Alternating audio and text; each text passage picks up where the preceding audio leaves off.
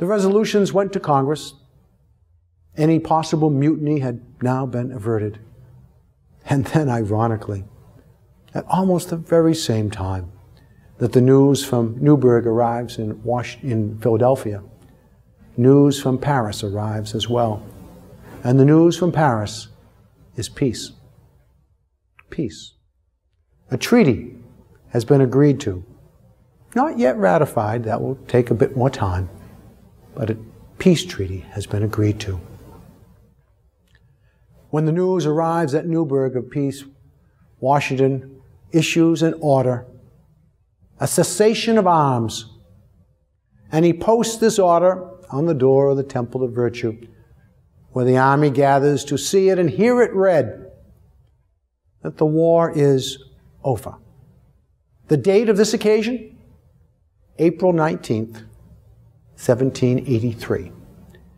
8 years to the day, the battles at Lexington and Concord. Washington still has some unfinished business. The army will gradually go home and be discharged in an orderly fashion. It will take a long time before they get their pay, that's true, but they will eventually. Washington returns to the Congress. By this time, the Congress has left Philadelphia and they're meeting in Annapolis, Maryland. Washington heads south, stopping first at New York City.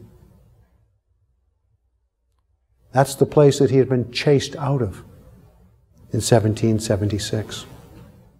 And now the British are leaving.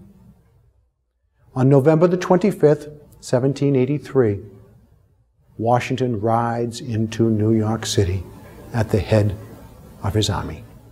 It must have been a wonderful moment for the Commander-in-Chief to return to the place that he had left in 76. After bidding farewell to his officers at Fraunces Tavern, Washington left New York to continue his journey to the Congress at Annapolis. He arrived there on a special mission.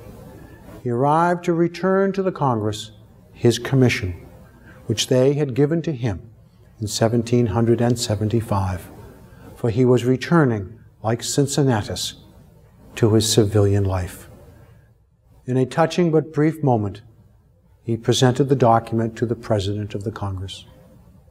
He then retired and returned to Mount Vernon, arriving home Christmas Eve, 1783. A few days after his return, he corresponded with his friends, announcing to them how happy he was to be at his beloved Mount Vernon, a place from which he never intended to leave. His years of public service, he said, were at an end.